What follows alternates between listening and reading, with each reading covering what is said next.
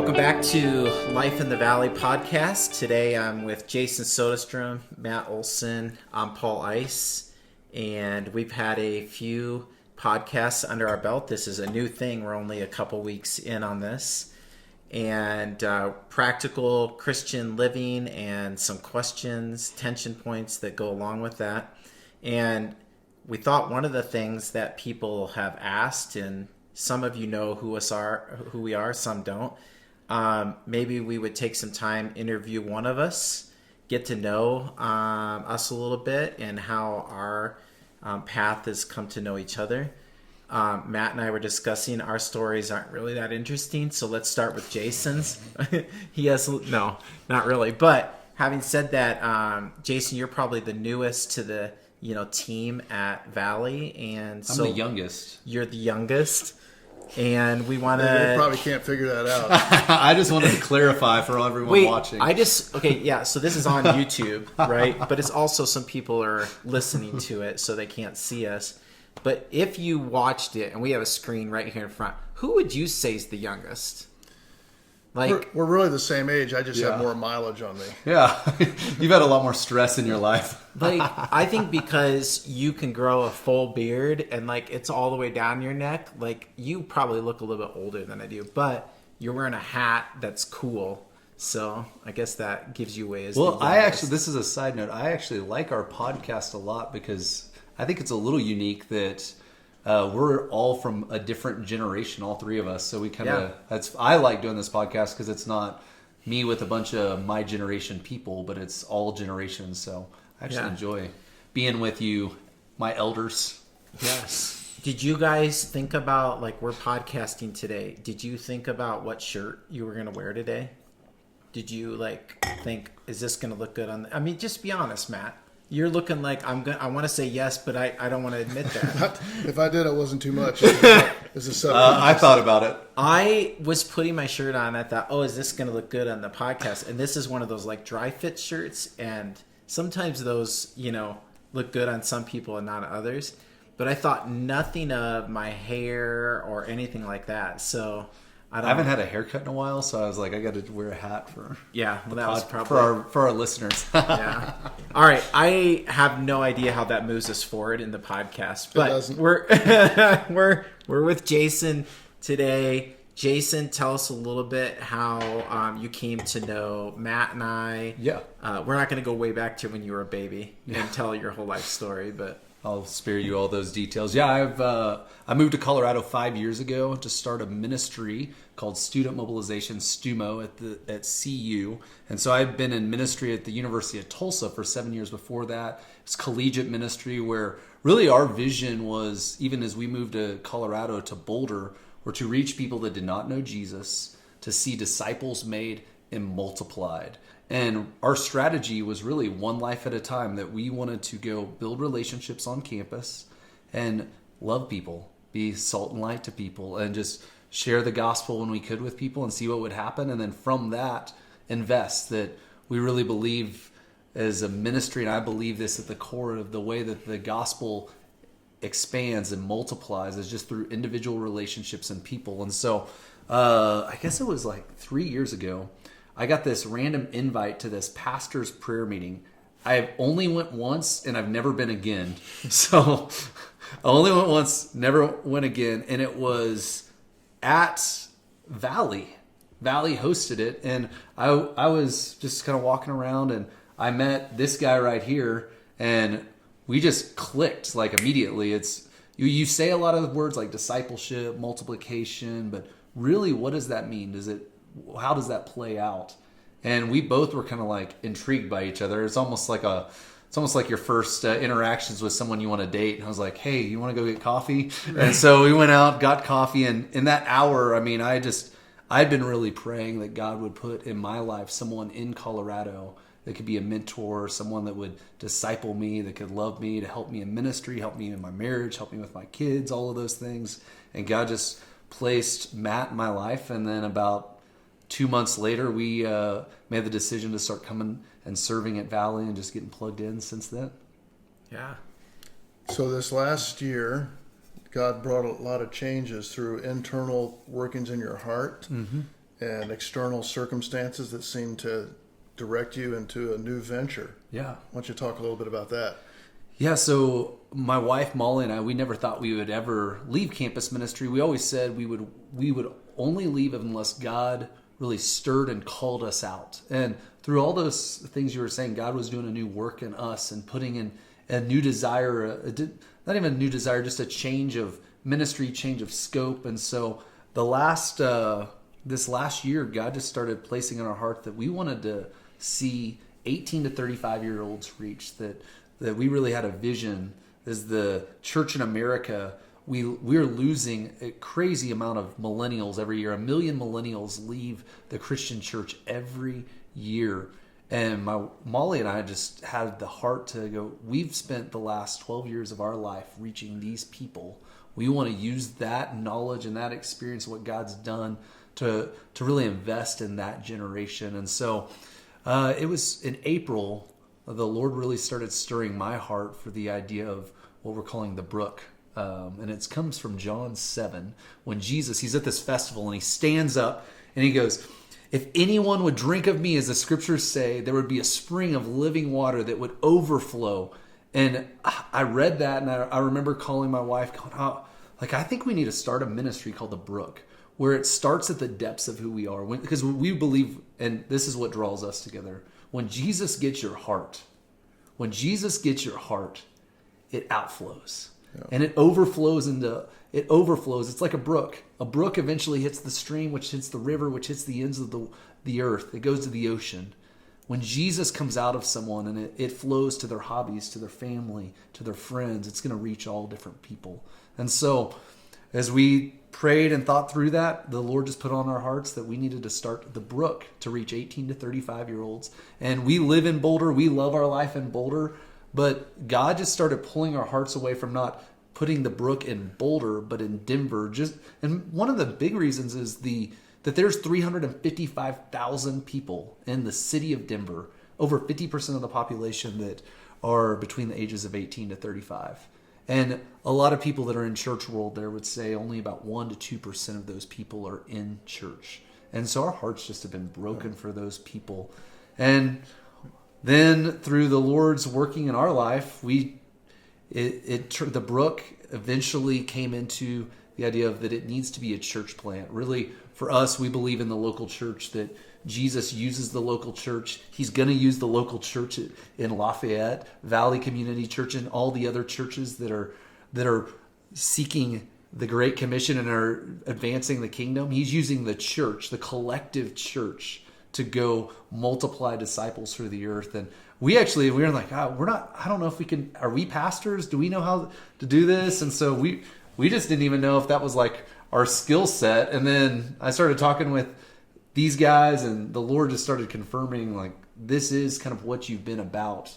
So it's kind of our story. That's how we got to where we are. So we'll be moving to Denver in January of 2020, and just start networking with people, start sharing the gospel. And we're going to spend part of our time there, and then part of our time we're actually going to come alongside Valley, because that was one of our big needs, is just how do we continue to equip ourselves, and how do we grow? And the Lord had just naturally placed Matt and Paul in my life to be able to disciple, equip, to shepherd me as I learn to shepherd others. Yeah. And Matt, maybe you can touch on this then. Why is what Jason's doing an integral part of what Valley should be doing, and what Jesus called the church to do all the time? In the sense of, like, how does Jason fit into the scheme of what Valley's always trying to do? Yeah, that's a good question. I think that's what's kind of knit all our hearts together, is how do we carry out this incredible command, go into all the world and preach the gospel? And it's the same way Jesus did it, one life at a time, like you mentioned. And I think you had shared a little bit when you were being interviewed how that God's call in your life is not to build the church. Yeah.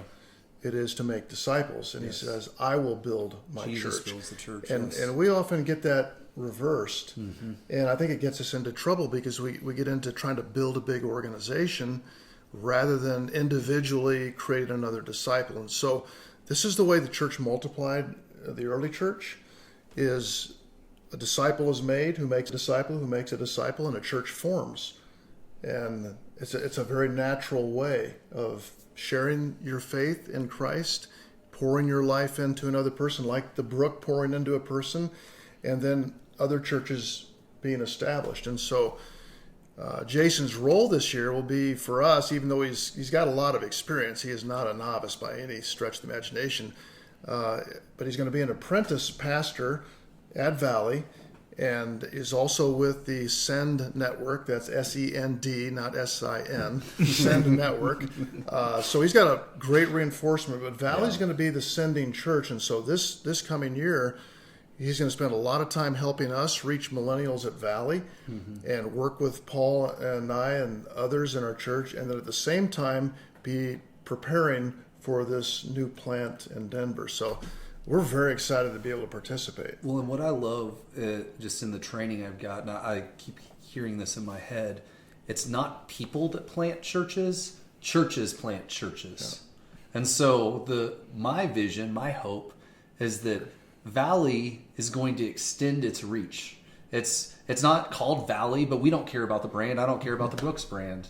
But the church extends its reach, reaches more people, it multiplies, and it has a great effect. So the only way a church is planted is another church plants it. And we've talked a little bit about this, but my heart and my vision is that this would form a unified front of church planting from downtown Denver, where we're at, all the way to Lafayette. We want to see churches planted. I know for us, we want to see more guys. I never thought I'd be a church planter. And I think that's where a lot of church planters are going to come from, or people that are even maybe working in the business world currently, that God calls them to use their giftings to plant churches. And maybe it's that the Lord is doing something right now where we see in the next years 5, 10, 15, 25 churches planted through leaders raised up in our local congregations. I mean, I don't think that's too far fetched, because that's how, like you said, the early church started. It wasn't, we're going to go build churches, we're going to build disciples, and then eventually it just multiplies. Yeah.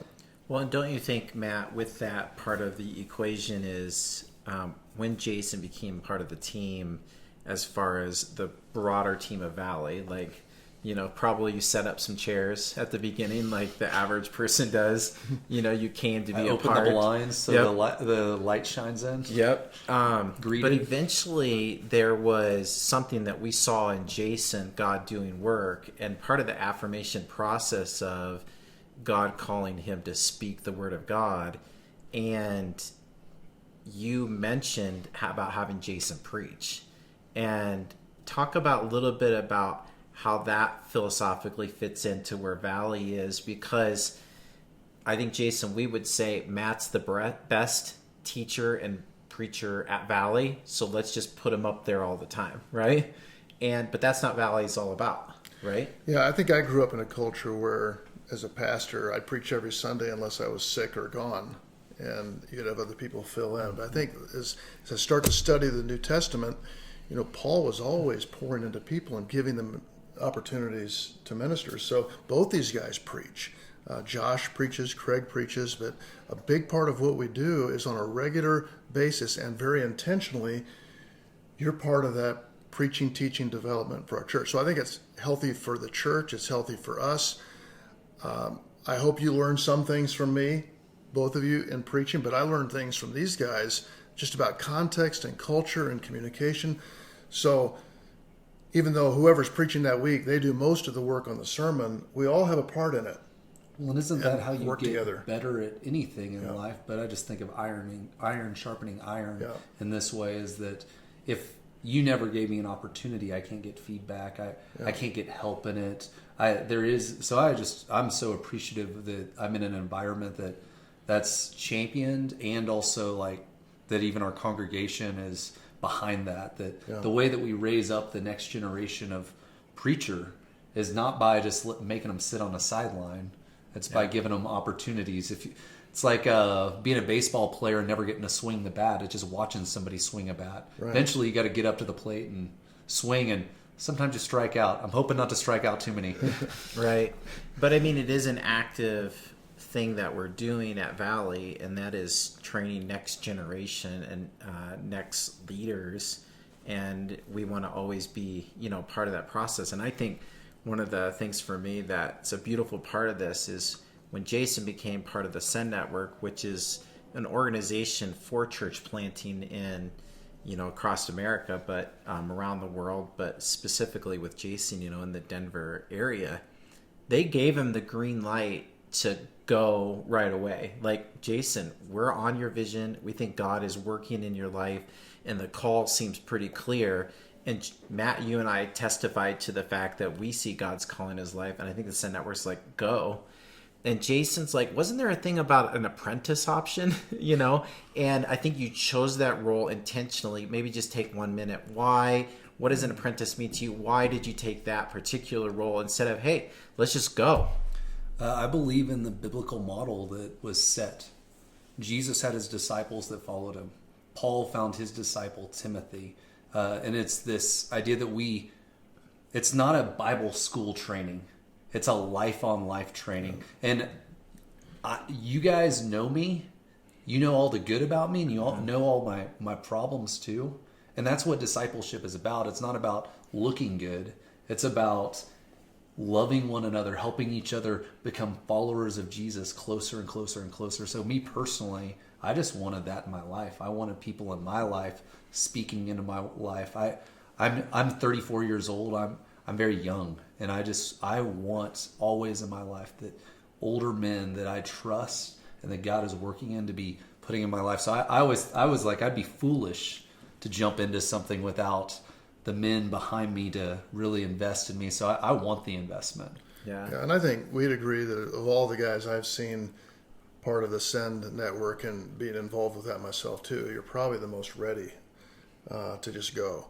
But I feel like this year is going to be a tremendous year for you and Molly, just to grow and develop and think through things. And it's going to be a great year for Valley, because we get the benefit of you being engaged with what we're doing together and helping us, because we're relatively young too. Mm-hmm. And yet it's all part of his kingdom work. And that's what's so exciting about this is really him. And, to touch on that, it's a team effort, you and Molly. And my daughter, Olivia, the other day needed to drive separately to school from her brother.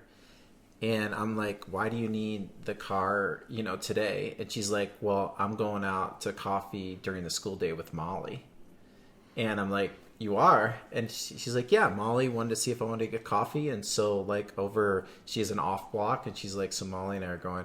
So I asked Olivia later, like, what was it like going out, with Molly? And she's like, I loved it. And she's like, she asked me a lot of questions, and she shared her story, and she even, Jason, you know the story probably better than anyone, but started to share with how she prayed for who God was going to bring one day to marry, and shared that. And so part of the reason that we recognize God's calling is not because Jason has a Bible degree, not because, we have all these checklist things. We've just seen them doing ministry in the path that God's called them to. And that's what it is. It's like you're at Valley. And so what's Molly going to do when she's at Valley? And Molly's going to do what God's called her to do and invest in other people's lives. And one of those, happens to be my daughter's life. And that's big. And don't you feel, Jason, like wherever you went, this is what you would be doing? You would be, if you, like you mentioned to me before, the next step, well, maybe I should go get a realtor's license. But whatever your job was going to be, you always knew it would be making disciples is what God's just burdened you with. Yeah. I mean, that's the call for all of us. I kept saying, I was praying through, should I be a vocational minister where I get my paycheck from doing ministry? And the Lord said yes, but I was okay not doing that, because it's to make disciples, we're to love Jesus, follow him, and in our path we see his name glorified. And I mean, really, you touched on a secret. I didn't talk too much about it, but Molly's the secret sauce that makes everything work. Yeah. So you know now, and so does the world. Molly's the one that makes it all happen. Everyone already knows that. Yeah, that's Interact, but we can tell people that don't know. Yeah, if you don't know Molly, she's the one that. But some things are just obvious. She is the secret sauce in the fact that I think you would testify the impact she's made on your life. Yeah. But when you say it's just because she follows Jesus, Like she just we talked about next week's message, the light of the world. She just walks with Jesus, and when she walks with Jesus, she radiates Jesus, and it's probably been an impact on you. It was at CU, a huge impact on the girls, at CU, that she had an impact on there.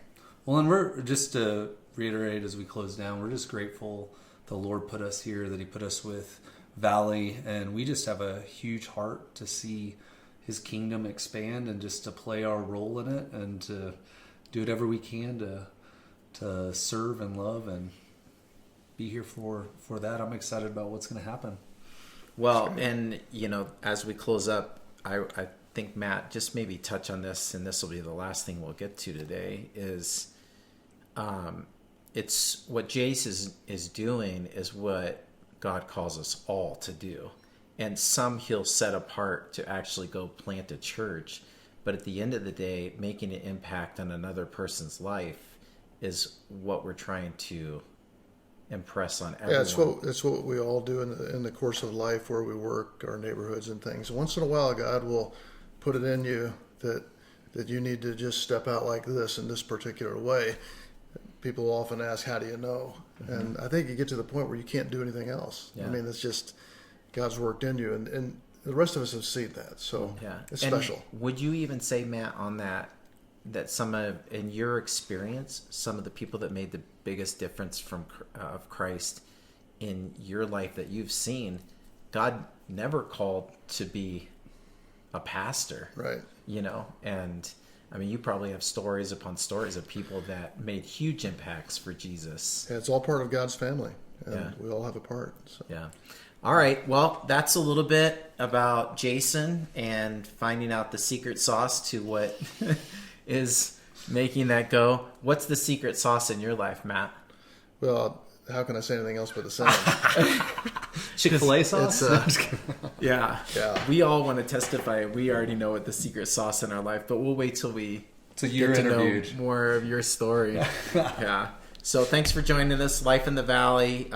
You can follow the podcast by subscribing. You'll get, every time one comes out, you'll get a notification that it's coming. It's on YouTube, Valley's website, Spotify, Apple Music, found in a lot of places, and we hope it helps you move forward.